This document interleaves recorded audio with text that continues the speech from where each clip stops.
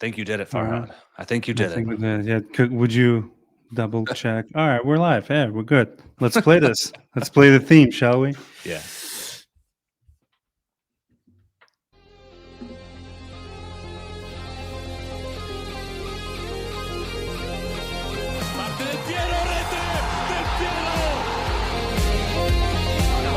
Con il Contasini per Neves,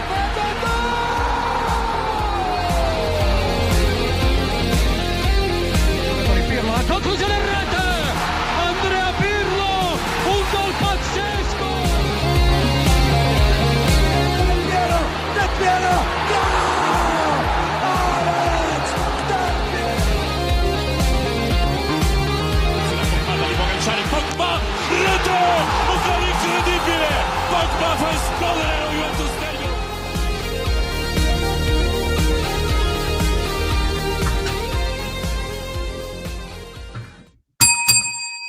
Boys and girls, ladies and gentlemen, welcome back to the all-new Turin Giants podcast. My name is Farhad. I'm the host. Blah blah blah. Loves you most. I'm joined here by Zach.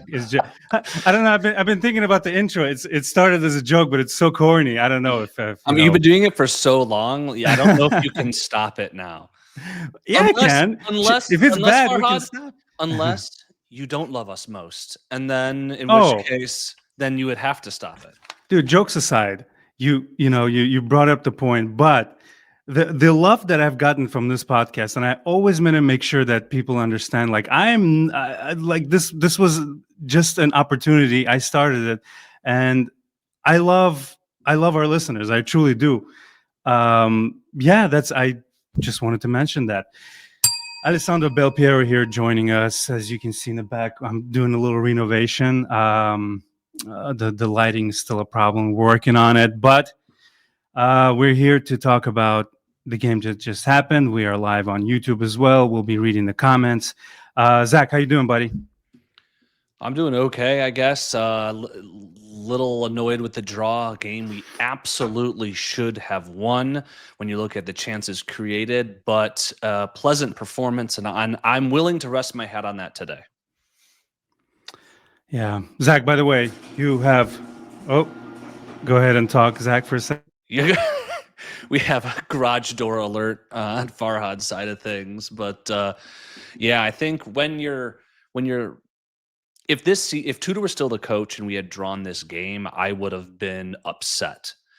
But I think you have to take a new look at Juventus in the second game under a new manager when evaluating to see, are we implementing things under Spalletti's vision that will enable us to build on those and be successful over the course of a season. And so my sort of perspective of this game took a different light considering the new appointment. Farhad, is your garage door situation? We're all good. I wanted to play. I wanted to play your intro, buddy. It's been a while. One of the greatest rap songs ever, and you dedicate it to you, my friend. Tell me I don't love you. This song still slaps. I mean, it's just incredible how good little Choi left us with the legacy. But yeah, first things first. Let's get to it. I've had this starting 11 in front of me. We always start the podcast, the post, with a little, starting 11 thoughts. Vlahovic, Yildiz, Chico. I'm starting the way I wrote them down. So in the back, Coop, Gatti, Kalulu, McKinney, Thuram, Loca, Cambiaso in the middle, Yildiz, Chico side by side, and Vlahovic up top. What'd you think, Zach? Well, the first thing that struck me was, other than the Coop positioning, this was a Tudor starting 11. And so the curiosity for me was, how would they play relative to not only last game, but also under Tudor? And I was sort of pleased with how we played. I want to get into this over the course of the episode, but we sort of haven't played this positive amalgamation of our last several managers, which was cool to see. And I think it translated to some really fun play in general. Despite the result, this was a really fun football game to watch. And I think that's credit to the starting 11 here, who put out Spalletti's game plan, I think, fairly well up until the 72nd minute when the first subs came to play. Yeah, and Sporting was no slouch either. They're doing way better than us in this competition, and their last three results in the Champions League were Kairat Almaty 4-1, Olympique Marseille 2-1, and they beat Napoli 2-1. Not not They're lighting terrible. up they're lighting up their league too, man. They're scoring Absolutely. goals for fun. They're for their defensive performance in the league has been fantastic. This was never going to be, frankly, there's no easy matches. We're going to talk about the next two coming up. You got Bodo Glimt and Paphos, and if anyone's like going to the Arctic Circle in November is going to be a walk in the park. They probably have never been to the Arctic Circle in November. It's going to be tough. It's going to be a new experience. It's warm that time of year, right? Yeah. Yes. Bring your shorts, baby. Bring Exactly. your shorts. Yes. Yeah, so the fact that they scored what was the 12th minute, and you can see Gatti visibly upset because what I wrote down here, I may be wrong. It seems like whatever I say, kind of, the people who know the game a little better just jump at me. But McKennie and Kalulu kind of standing there. Sorry, I forgot to change the camera here. But I can see why I looked at Gatti. The reason he was upset was there's two people in the path of the goal that should never have gone in that far corner, right? There's a couple things here. Yes. The first is the player who got the assist from Sporting cut into the midfield, and our midfield was out of position. And you'll see if you go back and look at the replay, McKennie take a little step inside. You're talking about Trincao. With the assist. Yes, correct. So he's good on his left foot. The ball is on his left foot. McKennie makes the right decision in that moment to shift in to protect against Trincao driving to goal. Well, what happens when when McKennie shifts in, his guy is then wide open, all due to the center midfielder being slightly caught out of position. Well, once the pass happens, McKennie has to shift over, giving the player an opportunity to shoot. That's the first thing. I'm not blaming McKennie on this one. I think he did exactly what you should do. The midfield was caught flat-footed, and that's what started this whole thing. The second thing is, and some folks in the chat kind of mention it, is, and Hani mentioned it specifically, that Di Gregorio's positioning was bad, but another person said further up that if you had switched goalkeepers in this game, we would have left with a victory. And our good friend Federic, who is not able to join us today, has always said that the mark of a good keeper is an individual who earns points for your team, turning a loss into a draw or draw into a victory. And Di Gregorio was unable, with the one shot on goal all game, to redirect it or to do anything with it. I think his positioning and his reaction could have been a little bit better there, albeit the attacker put it at the hardest possible place for him to defend it. But I think you put those two things combined, and the first shot on goal, the only shot on goal, let me verify real quick. Yeah, the only shot on goal all game, 12th minute goes in. And that's such a bummer. And we've seen that a lot, actually, over the last 2 years with Juventus, right? Is that the opposing team gets one little sniff, they capitalized.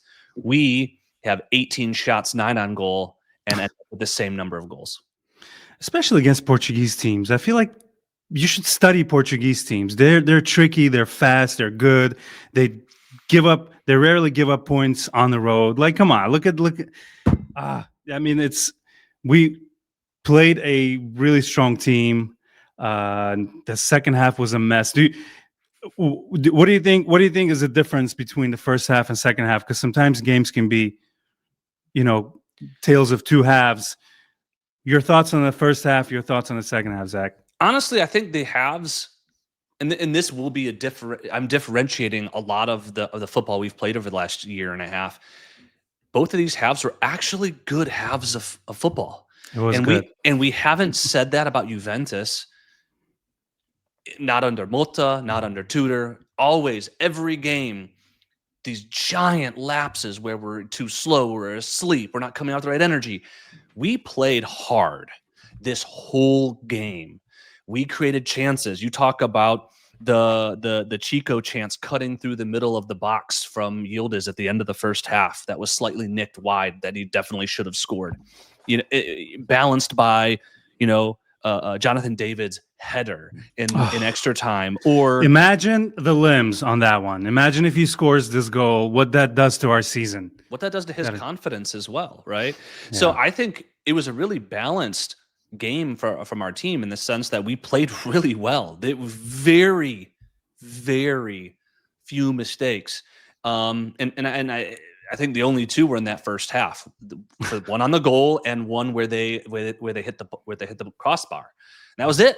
It was a really well done game of football, and I think that's a product of still the team learning Spalletti's system, but also being propelled by that new coach boost that we know is going to happen, right? They're still playing with that energy, still playing with that fire. Because under Multa and Tudor, we never played a full 90 minutes. Now under 2 games under Spalletti, 90 minutes. Yeah. I know you mentioned that on previous podcasts. Thanks for picking up the slack left by me. I know you guys recorded. Thank you. Frederick, he's taking a sick day today. Kevin is busy, and Jack, our new addition, awesome new co-host. He was at the game carrying the flag. Mm-hmm. Well, if you follow us on Instagram at Turin Giants, I'll post a picture. It's just a random message from him, and he's carrying a huge Juventus flag, the one on the field. On the field. Those are you wave at, Curva Sud waves, the big ass flags. Just out of context, Jack. But yeah, thank you boys for taking care of the weekend episodes and lives and stuff like that. But yeah, it's reading the comments here. Alexander, it's really sad. Alexander says that I'm shocked about how good we are. But let's get back to the game itself. Mm-hmm. We can be good, man. But chat, are we cooked? I mean, that was a question. That was a question that somebody asked earlier. And in the Champions League, let's just give some context here. So in the Champions League, we are currently 23rd on 3 points because we've got 3 draws and 1 defeat. The other half of the table plays tomorrow. It's almost guaranteed that we fall below the 24th unless spot everyone loses to advance. Yeah. But that's probably not going to happen. So we're going to probably be looking at being on the outside looking in after the end of tomorrow. Just to give you all some context, right? We've got 4 more games. And last year, the lowest amount of points that advanced was 11. Okay, so we're sitting on 3. And with 4 more games, I mean, you got to at least win 2. If you win 3 based on how the last year's table went, then we should be fine to squeak into the elimination rounds, which from a financial standpoint is good. From a sporting standpoint, that could mean we are cooked, Farhad. But yeah, I mean, what we're looking at is Bodo Glimt away. We're looking at Paphos at home. We're looking at and let me verify the homes and aways because we got Benfica and Monaco. So I think Benfica home and Monaco away. So these are, I mean, even Bodo Glimt did an easy opponent, going away, like I said, in November. These are tricky games, and we're going to have to treat them professionally. I think good news is we have a relatively easier November, but things get hard again after that. So it's up to the team to put it together. Yeah, I mean, Alex here is predicting 12 points, but you never know with this. To get through, yeah. That's right, to get through. But you never know. Maybe, for a first Champions League game against a strong opponent, I don't think he did terribly. And if he hits that stride, there's certainly live. We're live. There's certainly life in Serie A still. It's a tight race this year. Spalletti kind of joining it right at the right moment. But as far as the Champions League, if he goes on to win the first one, win the second one, and then the momentum picks up, we'll see. I mean, we're kind of cooked, but we're like al dente still. We're not terribly cooked yet. But hopefully, this is this. The margin for error, Farhad. Let's just be real. We're not done. It's definitely doable. Because we kind of front-loaded our harder games, but not winning today means our margin of error is minimal. Yeah. Well, let's get back to the game here. As always, I know Patrick kept the tradition of me checking the whoscored.com ratings alive. So here's Vlahovic. Certainly great game for him. A goal, 7.0. He is the leader. Man, De Gregorio, Frederick's buddy, is in the fives here, 5.9. Kind of harsh. I mean, like you say, he didn't have much to do, but the goal was his mistake. Maybe there was too many people in the way. I don't know, but let's see what they say here. Gatti, Koop Miner 6.4 and Kalulu 6.8. I don't know about that. Let's just skip it. You know, we get the point. Koop Miners. Yeah, we need to talk about him because look, it's only two. It's only 2 games. Okay, so I don't want what I'm about to say to be getting ahead of ourselves, but he has shown a level of composure in the back line that even some of our defenders don't show. And when you combine his passing ability, which as a center back means he usually has a little bit more time and space to eye up some deeper passes, we've seen what I would say is a very good ball playing defender. Back there, been very composed in defense. And today you saw him doing line breaking passes, which in the midfield we never saw. Always I love it so simple much. sideways passes. And frankly, right, his line breaking pass to Yildiz was what propelled the goal in the first place. Speak on it, baby.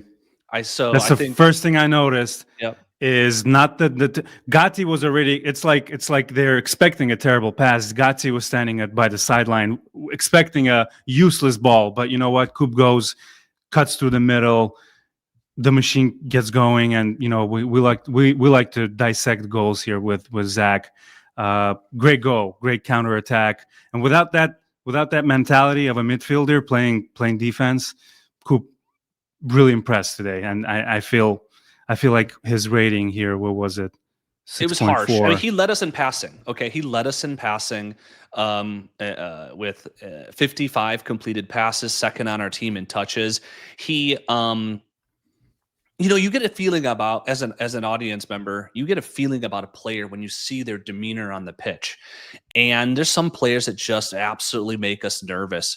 His level of composure back there is, you know, honestly, for the last 2 games, when the ball goes down his side, I'm never worried. I'm not concerned. And frankly, the goals that we've conceded haven't come through him.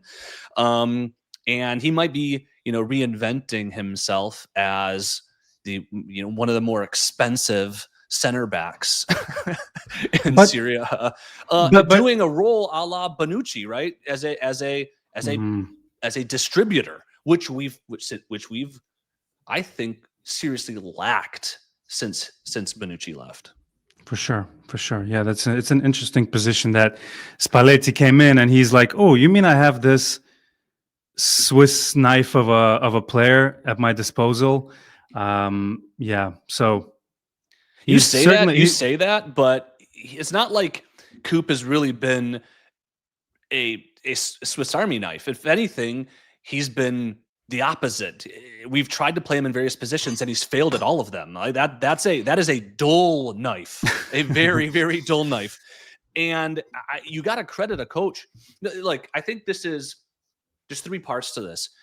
One, you have to credit a coach who's able to see a player who has certain characteristics and say, "I'm going to have you play center back." Okay. Then you need 2. You need the player to be like, "Yes, boss," and show everybody else on the team that he's bought in to that with that willingness to play a weird position, at least for his experience, and do it with the plum. And then 3, the 3 is the doing it with a plum part. He not only says, "Yes, boss," but he goes out there and he does a job comparable, if not better, to the people who've been playing that position their entire life. And that is a credit to Spalletti, and it's a credit to Koop Miners because of that. And I'll be curious to see once Lloyd Kelly comes back, whether we see Koop Miners continue to play in the center back position, maybe shift over to the other side, considering Gatti's shakiness. Because we don't know. I don't know if he's there just because he's relatively tall with a left foot, or whether this is a future for him in Spalletti's mind. Yeah, there's a few comments here just to just to regroup a little bit. Yeah, there's a lot of love here for Coop at defender position. I want to ask a question. There's a person here. Oh, the old lady. Is this Nate? Just reply in the chat. If it's Nate from Australia, then he's an OG follower. By the way, well, hold on. While we wait for his response, Yes, we've got folks from Australia here. We've got folks from Austria here. We've got folks from America shout out here. your Obviously, country, by the way. yeah, we got folks in from all over the place. I love it. So there's quite a few of us. Every game there's more and more people watching us, which we appreciate. Never thought just a couple of months in to this YouTube we'll be getting these numbers. So we appreciate you guys. No, old lady is not Nate. That's okay. We'll survive. Yeah, thanks everyone for listening. Hey, Farhad, can we talk a little little tactics? It's all you, baby. Let's go. Because this was interesting to me. How we talked. How is Spalletti going to play? I think a lot of us, like myself, were like 4-3-3. Some people said 4-2-3-1. Some people said, well, he might keep the 3-5-2. Well, we're seeing, I think, a very creative utilization of our players to maintain some level of consistency with the formations that we had played in the past, while also implementing cool injections to it to make it work better than it has under Tudor. And I think there's two components of it. The first is he has the team, or the 3-4-2-1, end up playing in possession very similar to how Thiago Motta had us play in his 4-2-3-1. You'll see the fullbacks drift in with the midfielders to create a center midfield box. And we saw that today with McKennie, Cambiasso, Thuram, and Locatelli in the midfield. You had Koop Miners and Gatti staying back. You had Kalulu and Yildiz, much to your chagrin, Farhad, maintaining yes, width. chagrin was done. Chagrin was there. Yes, there was much chagrin. But you have Kalulu kind of being as a right back, Yildiz balancing the left, and then Chico pushing up on the right with Vlahovic in the middle. Very similar in its formation to how Motta did, but very contrary to Motta. You saw a very purposeful, direct manner of playing. Like we said, those line-breaking passes, as well as those release balls to the channel out wide to Yildiz and to Chico. This direct style of play allowed the ball to move quickly up the pitch when we won the ball, and to fashion those, 18 shots, 9 on goal. What I thought very effectively, in which, as I said earlier, should have translated to a victory. And I think this sort of hybrid combination of that Spalletti's employing, where you think of, and I said it was sort of an amalgamation of Thiago tactics, Tudor tactics, as well as Spalletti's sort of creative layer over it, was really cool to see. And I think in the last 2 games has been employed really well, or deployed really well by these players. Yeah, Mitch here in the comments. He's from Austria, by the way. One of the greatest jokes in movie history. Let's put a shrimp on that, Bobby. If you know that, you're a good person. If you know which movie that's from. Anyways, he's saying that actually when Bremer went down last year, Koop offered himself to play CB. Motta refused. I wish we had Freddie Scoops here to confirm that. Sounds like something he would know. Let's talk about a couple of other players here. A shout out from Chile. Santiago, Chile. Yeah, man, that's amazing. I love that we have fans all over the world. So we appreciate you guys. Miretti, I know he just came on at the end. I thought it was, what minute was he? If you can pull that up for me, Zach. What minute? 83rd. 83rd. I think Spalletti regretted. I hope Spalletti regretted taking him on, subbing him on that late in the game, because he kind of showed promise, didn't he? I was like, what, Miretti? I saw his name, and a couple of good passes. Someone here in the chat mentioned that maybe he should have even started. I don't know about that, but no. His pinpoint pass. Yeah, for sure. No, that's a wild theory, but certainly someone Spalletti can use in midfield. I remember his pinpoint pass the diagonal to Kostic that ended up in a shot on goal, I believe he did. I think Kostic is feeling it too. What do you think about a couple of his shots outside the box? Obviously scored a goal over the weekend. I think Kostic is playing with house money right now. The dude's 33. He doesn't have that many years left. And when the new coach came in, he said, you know what? I'm going to give you a chance. We're going to go with a more veteran team. We're going to go in the last game. We're going to go with a more veteran team, one more, maybe more acclimated to this style of football and Juventus. And Kostic says, screw it. And he went out there and he's played with this sort of freedom that maybe we didn't see with him in the brief appearances under Tudor, as well as in his most recent appearances 2 years ago before he spent a year on loan. Because he's like, screw it. If I'm almost done, let me go out there and have some fun. You see him taking 30-yard shots, whipping the ball in. And I think while he's not the greatest player in the world, any player playing with freedom and confidence is going to be better than not. And so I like the fact that he's going out there and he's having a go at it. I think we're going to need to rein that in to be in a sense that it needs to be a little bit more purposeful with some of those movements. But I do appreciate the level of energy he's brought in. I don't think he's been a negative. As for Moretti, Moretti was really good in the time today. I think there was the classic conundrum that Spalletti was facing. You had a team that was the better team, dominating with almost every player playing well. Who do you sub and when in that scenario, right? If everyone's playing well and you have the chances, right? It's not so obvious when you should sub and who you should sub unless it's a straight swap due to exhaustion, right?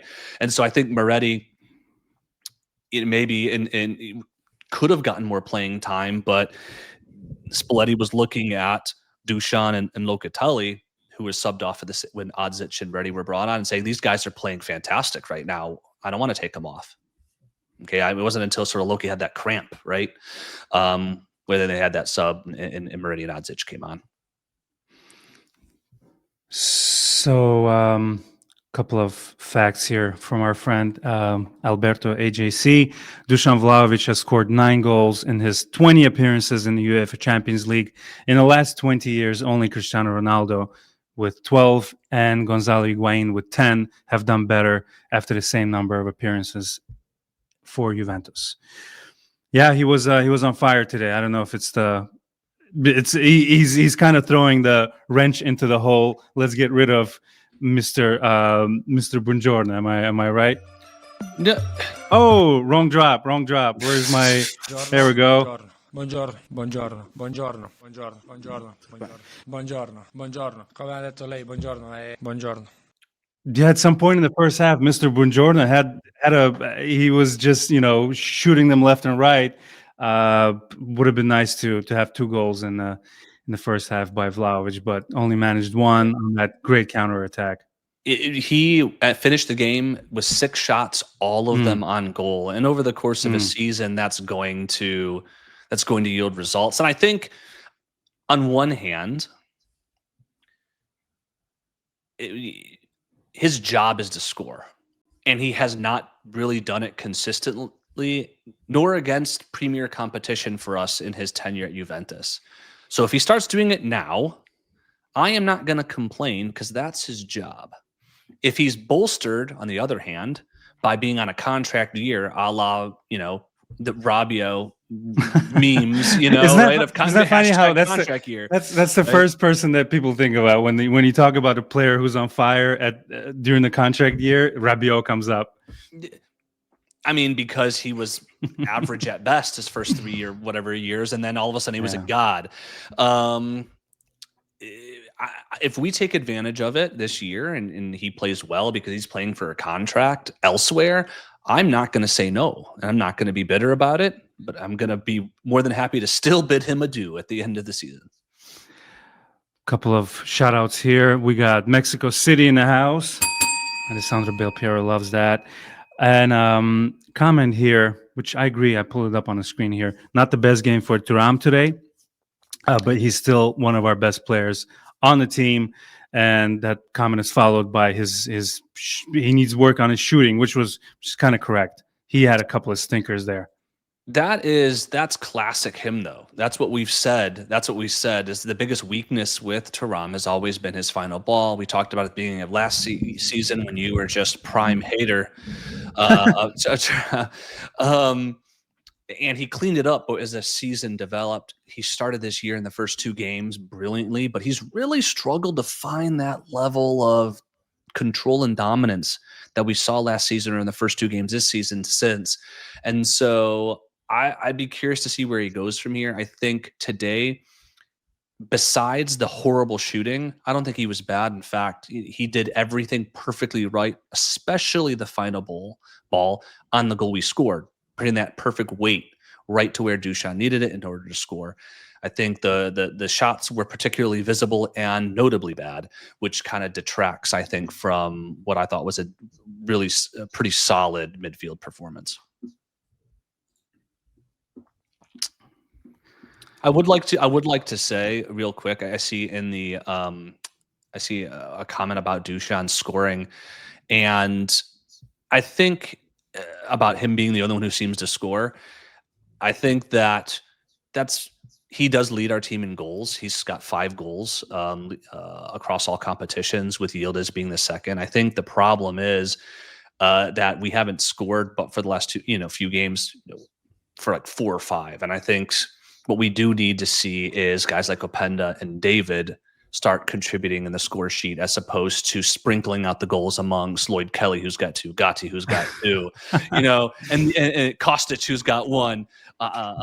Even Cabal has 1, right? It's time that our attackers start supporting Dusan, because other than him, it has been a lot of goal by committee, which you need over the course of a season.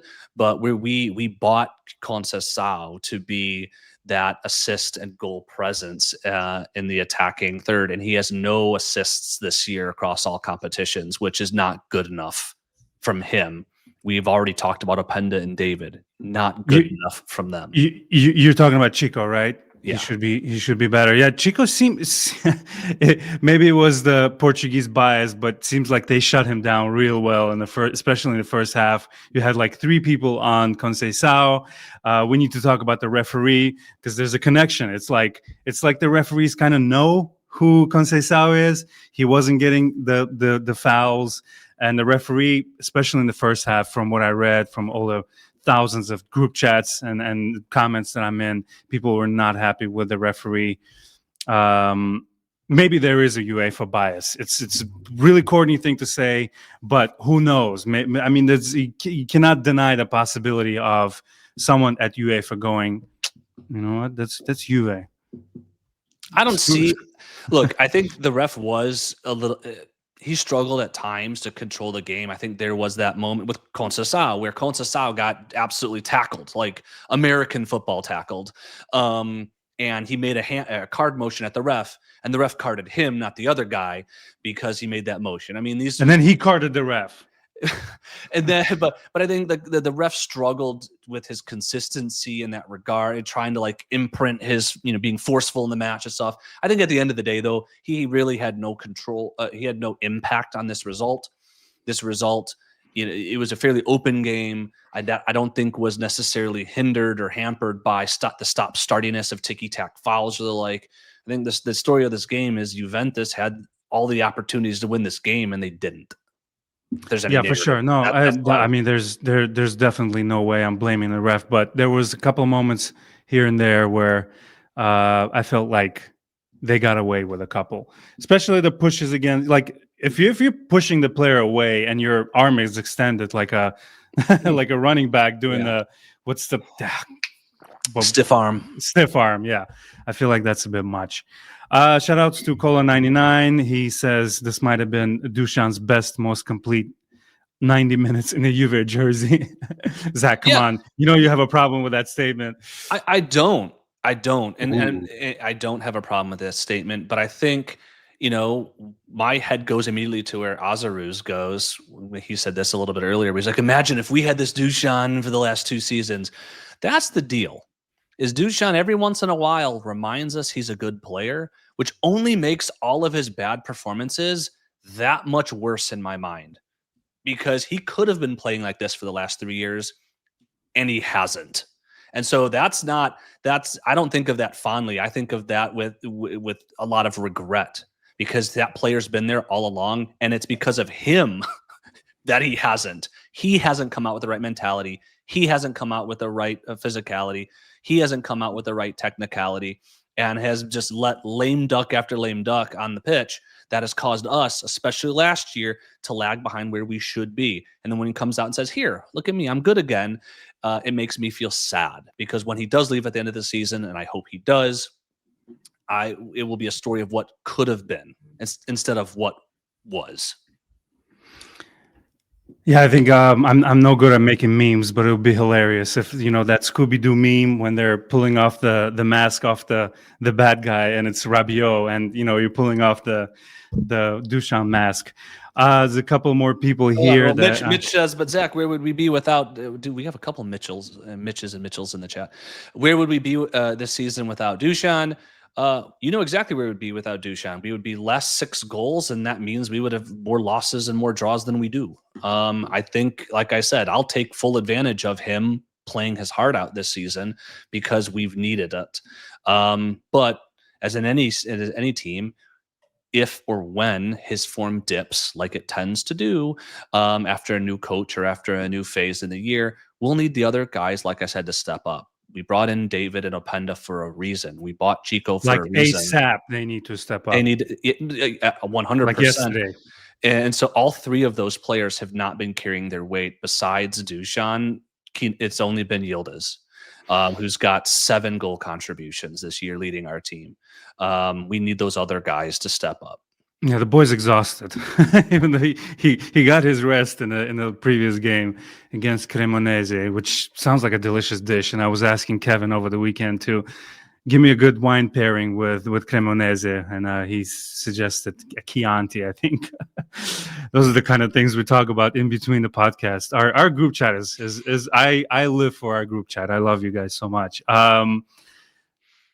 Zach, who gets the award today? I have a very big testicles. Who's got the big testicles of the day, buddy? Well, we've just been talking about Duchamp. I'm gonna because I go first. I'm gonna give Duchamp. My heart really wanted to give it to Coop because of how much we have rightfully criticized his play and how much of a revelation these last 2 games have been. I think Duchamp, for the on the pitch leadership and how he carried himself in this game, in addition to his involvement and ultimately scoring our goal, is deserved, in my opinion, of the player of the match. Who are you going to give? I mean, I've been gushing over Coop, and plus it's this sound drop literally has cobwebs on it, so I just wanted to play Machine, Robocop, pop, pop, pop, pop, pop, pop.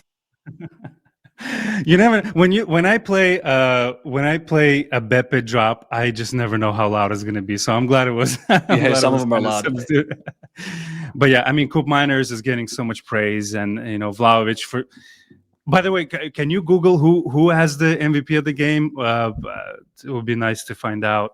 But yeah, Coop Miners, let's give the boy one. I mean, it's not give the boy one, because that makes it sound like he doesn't deserve it. I told you, like, it was between Coop and Duchamp for me. He does. I mean, in midfield, it was against Real Madrid. He made 1 forward pass the entire game. Ouch. Okay, 1 forward pass. Today, as a ball-playing defender, he goes what? He goes 5 of 9 accurate long balls. He's got 8 passes into the final third. I mean, he was very active in his distribution in a meaningful, purposeful, and positive way. He absolutely deserves it. It's not we should throw our boy one. No, I mean, he absolutely deserves to be in the equation. All right, let's run it back then, huh? I lost the drop, but anyways, yeah. Somebody mentioned his second game in defense. It's not like this was a fluke, and he stepped up, played a defender. I feel like for the previous game as well, he deserves a shout. But there's the two sides to it. Duchamp was really impactful. during the actual game. I mean, he brought us the goal and a million shots on target, like you mentioned.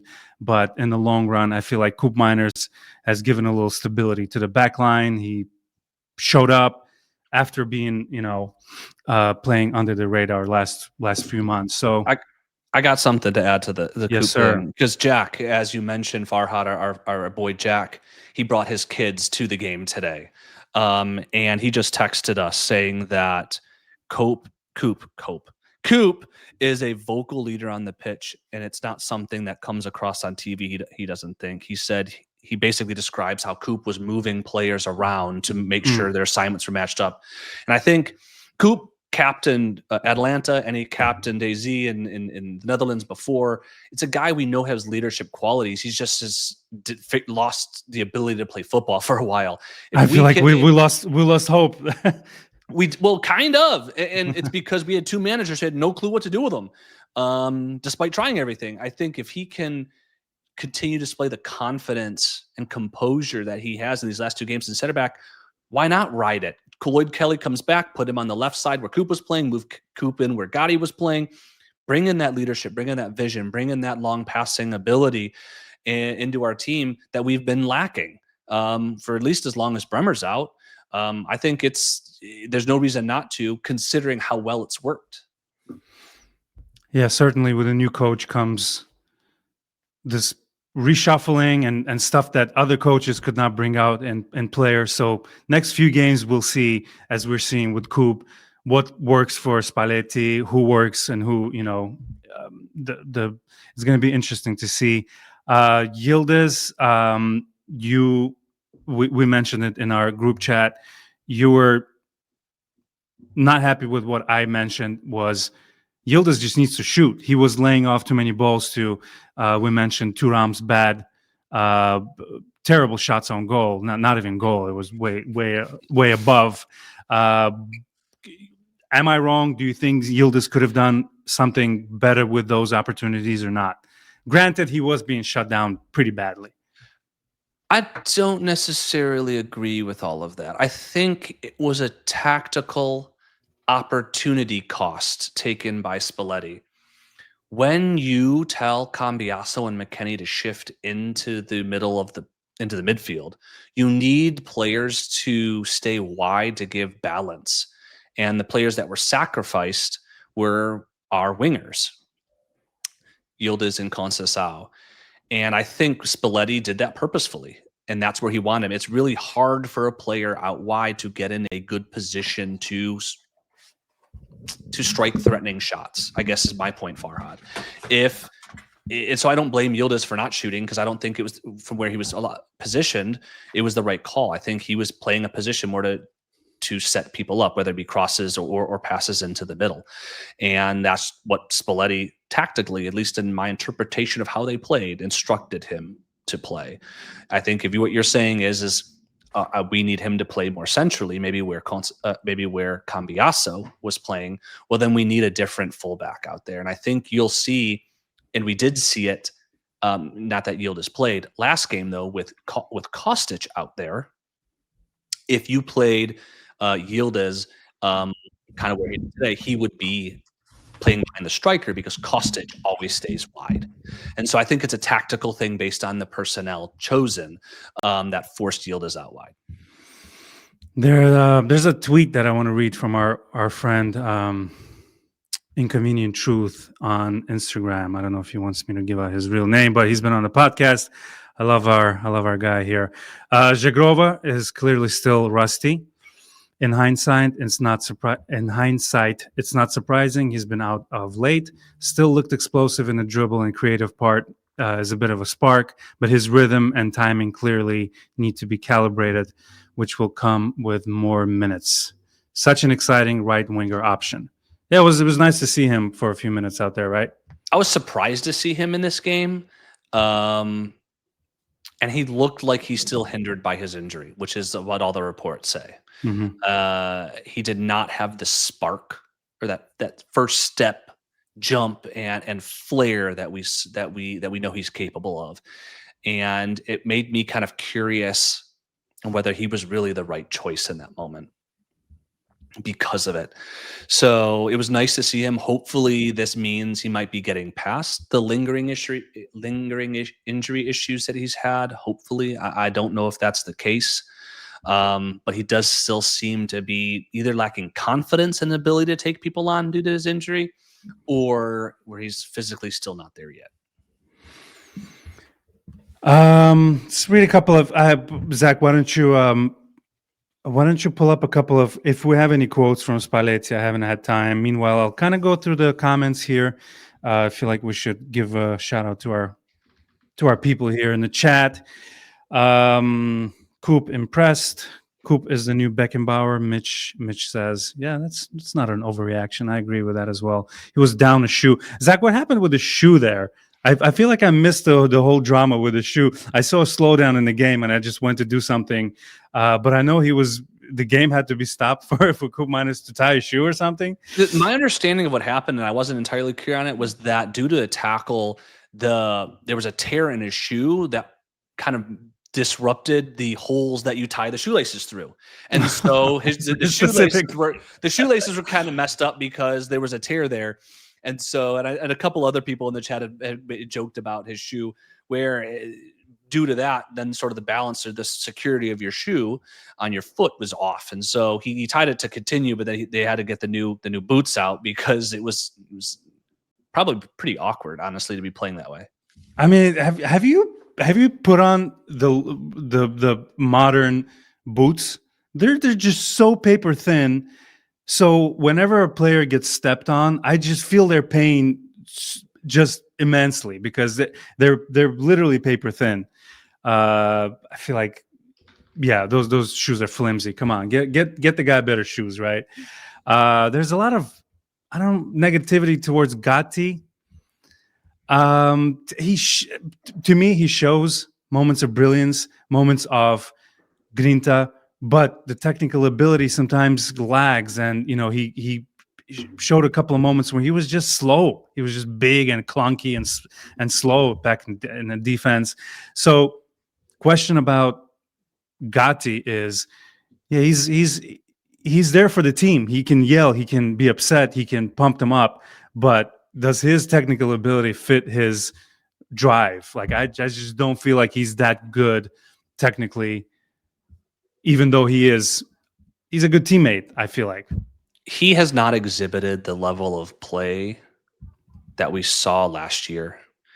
Even last year, I did not ever really want him as our number one defense. I liked him as a rotational play because I thought his passion and at times his play were a good fit for moments and our team, and was a laudable stopgap.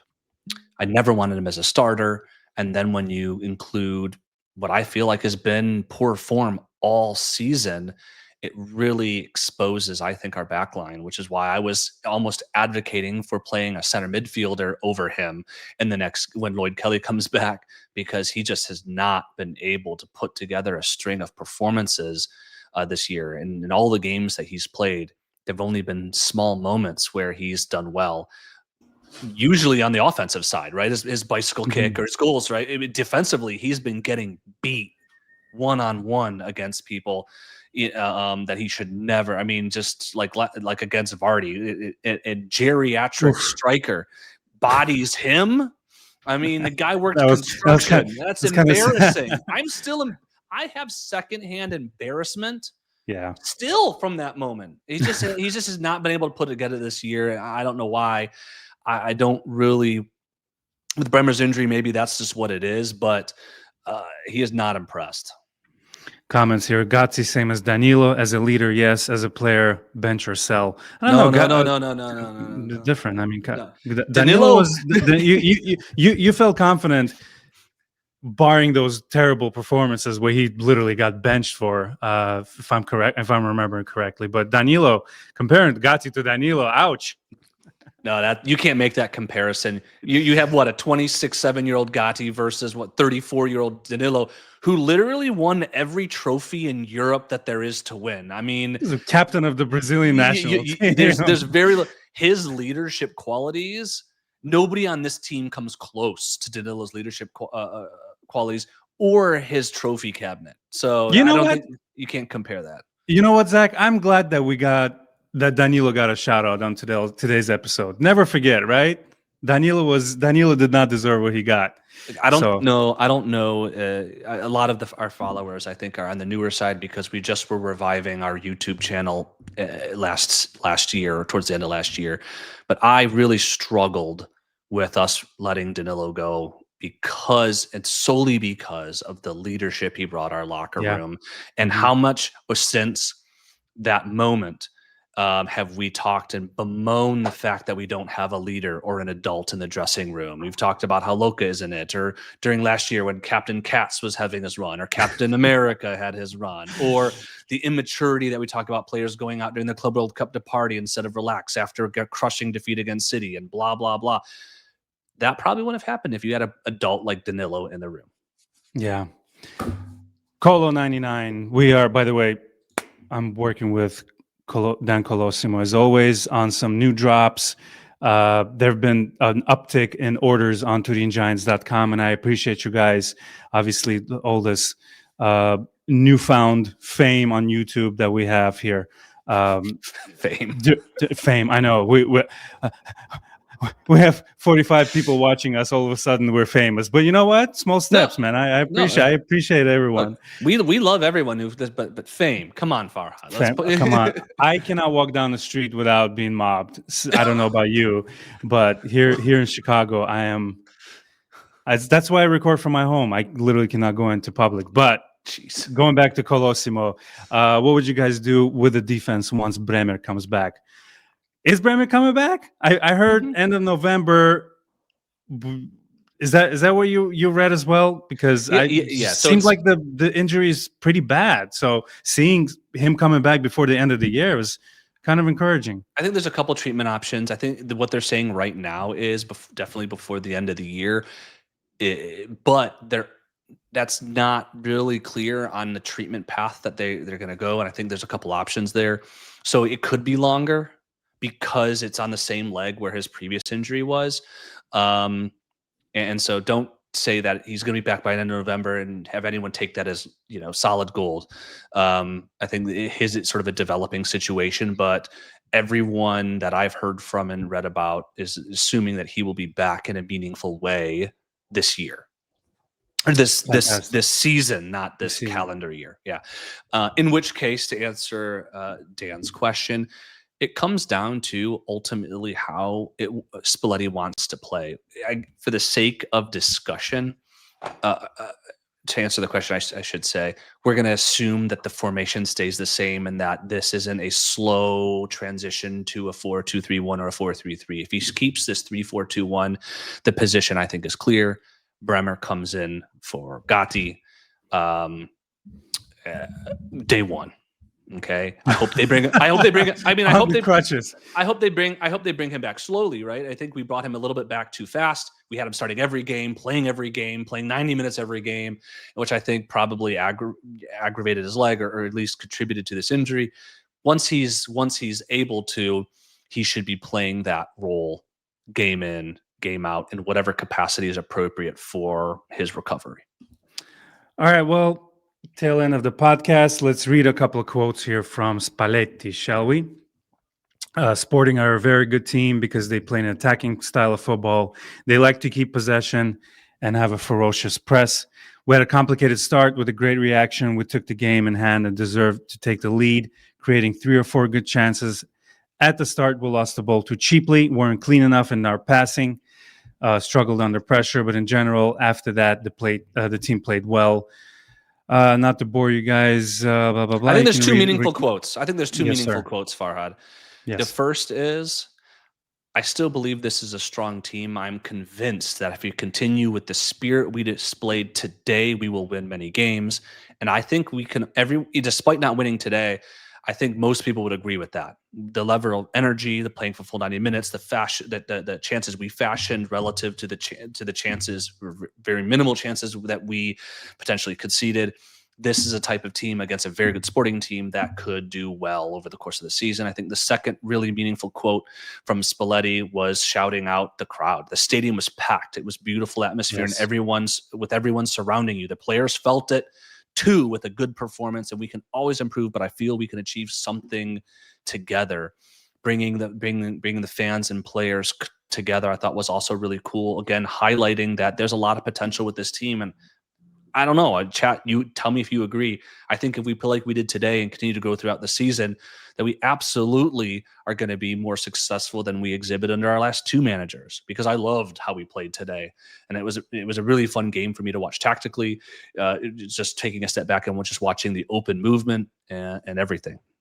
Love it. Yeah. By the way, this is officially the most viewers we've ever had. Kids are shaking. No? Not. Oh, okay. Well, sorry, kids. I think you were with us where we had 67, and I told you. Gen Zers somewhere and everywhere are running around like mad, right? You know what? I feel like Halloween was the end of 6-7. I feel like we're over it as a nation. Plus, having kids that age at home, they've kind of tapered down after Halloween. I mean, you saw costumes, people in costumes. This is the easiest costume this year was someone wrote 6 on their shirt, someone wrote 7 on theirs. But anyways, going back to I just appreciate that people are following us. I appreciate you guys. You mentioned the atmosphere at the stadium. It was rocking. And you know what's sad? When the stadium is rocking, we have another garage door situation. So kids in and out all day, man, all day. Yeah. No, it's okay. I mean, we got some people talking about. We talked about the Champions League table.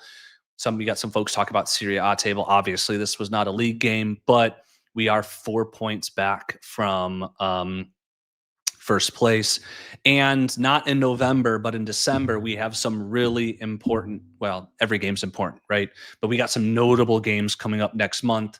You got what I think Napoli, Bologna, Roma, all in a row in December, and so I think if we can bet in with Spalletti, improve. Those games could very well be a signal of what the rest of the season will look like for this Juventus squad. Going back to my point, you mentioned the atmosphere at the stadium. Like we mentioned, Jack, our newest addition to the podcast, he was at the game. He was actually at Milan-Roma as well. Mm-hmm. And I understand his kids are Milan fans, and he sent me a video when Manyan saves the penalty. The kids are so happy. But yeah, the stadium was rocking, and like I was saying, the sad thing about it is I never know if it's the away section. Like if unless I recognize some of the chants, but sometimes it's shaky. But I don't think it was all Sporting fans today. There were surely the commentator mentioned, I think it was 1,500, and I think the away section fits 3,000, so it wasn't packed. But seems like there's confidence, and there's in the air everywhere. I mean, we're talking here. We are talking about the game that could possibly, we can possibly exit the Champions League with one loss, but there's something in the air with a new coach, and maybe Champions League was, what's the word when it was an unreachable goal, but. Having a new coach, I feel like it translates to the atmosphere at the stadium as well. You could definitely hear it through the TV. We were texting with Jack, who said it was electric as well there, and I think you try not to think about shoulda, woulda, couldas, right? Because you look back at that Villarreal game where we conceded a late equalizer. You look back at that Dortmund game against a very vulnerable Dortmund. Obviously a great comeback, but it was a game that we could have taken. This Real Madrid team did not seem that very interested in playing Juventus. And you see it's hard not to go shoulda, woulda, coulda. If we had a coach that could get the best out of our players, what might have been? The only option we have is to look forward. We have winnable games, easier on paper games coming up in the Champions League with Bodo Glimt, Paphos, Benfica, and Monaco relative to the teams we played. It's up for the team to capitalize on it. I do want to see us go through to the elimination rounds. I don't want to pull a Conti and just say the hell with the Champions League. Let's focus on Serie A. I don't think we need to. And I want us to get into the next round. Definitely. By the way, Paphos still with the coolest logo of all time. They have the young Dave Gahan there as their logo, the lead singer of Depeche Mode. Yeah, it will be an interesting November, December. Stay with us. I mean, this YouTube adventure could not have come at a better time, because we certainly have a few interesting games coming up, and this season is going to be amazing. Just wait until Spalletti plays against the Contes and against all of his adversaries. Back in Napoli, I think a month from now.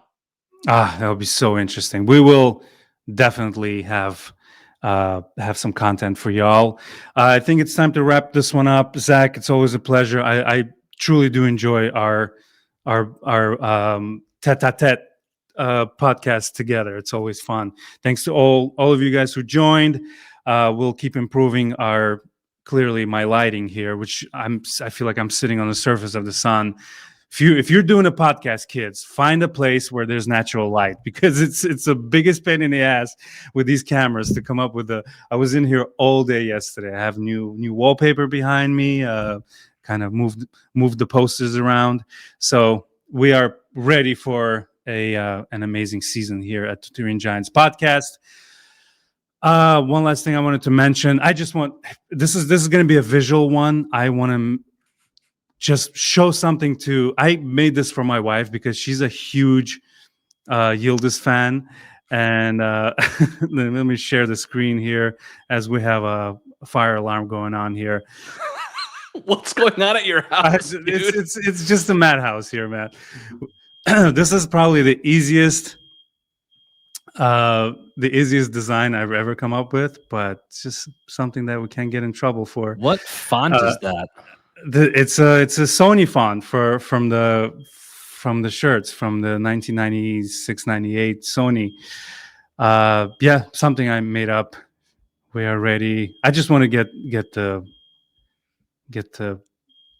reaction from chat, but we'll move on.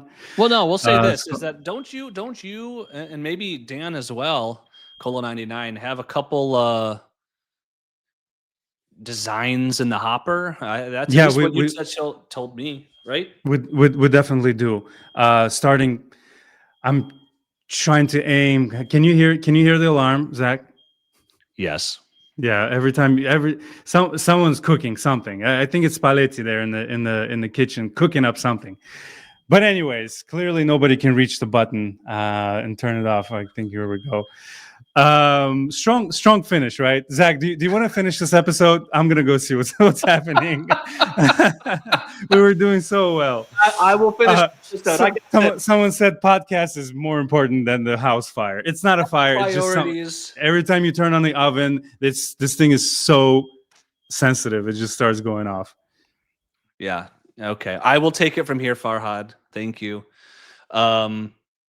everyone. And let's just quickly highlight some folks in chat. I know folks are starting to leave. That'll be a hell of a live show, right, Thomas? House burns down live. But Thomas, Mitchell, Hani, Kalo Star, other Mitch, Azaru, and everybody else in chat, we really appreciate you joining us in these post games. We really like doing these post game live episodes, and so we want to thank you for joining. If you have any recommendations and or thoughts, we definitely read the comments on these videos, so feel free to let us know. As you haven't figured out already, we're all constantly trying to change and evolve and improve. So any thoughts that y'all have, let us know.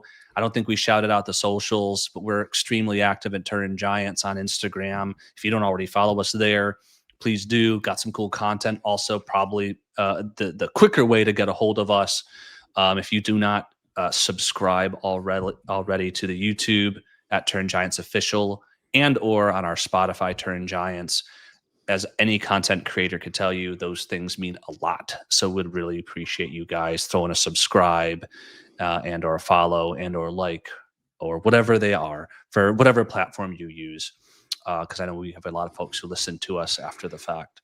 Please go ahead and do that. It does mean a lot to Sure, us. sure does. And he's back. I've been Yeah, feeling a lot of that is- dead air today. I think I did okay. Sad to announce, but they're all dead. But podcast is life, as they say. That's not funny. They're not dead. It's not fun. They're not. They're No, not. They're the not. Kevin lasagna in the oven might be, but everyone is fine. One last thing. One couple of things. Like you mentioned, there's merch coming. Please be patient. I have so many. This brain of mine has so many ideas, and believe me, you'll have stuff to buy for your friends or relatives for Christmas or New Year's, whatever you celebrate. One last thing, if you can, if the listeners can dial, if they have any thoughts, there's a chance you might hear your voice on this show. The phone number is area code or country code 1-630-426-9290. I'll repeat it again. I'm just trying to start something new. If you leave a voicemail that makes it on the air, I will send you a small gift. It'll probably be a couple of stickers, but it's the stickers are awesome. There you go. Alessandro is back on Zach's mic. So once again, leave a voicemail or with something for us to discuss. If it's something longer than, like a comment on the video, and we'll get to it. I'll send you a gift. 630. Okay, go ahead. Yeah. So say it one more time, then I have a question. The phone number is 1-630-426-9290. It will go straight on the voicemail. So just leave it, and I'll if it gets popular, we'll create like a voicemail or something. Has anyone left one? No, just me. I'm leaving voicemails for myself. Does this still tell work? Me you're using voices. Are you using voices? Hey, it's hot. Yeah. It's a very strange conversation, but yeah, I've checked. It works. 630-426-9290. Leave a voicemail, win a gift. All right, love you guys. This was super fun. I'm glad that we took care of some business here.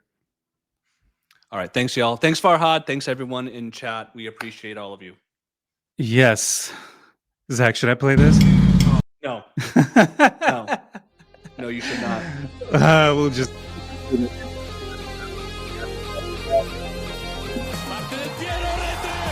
Thanks, Zach. Love you, buddy.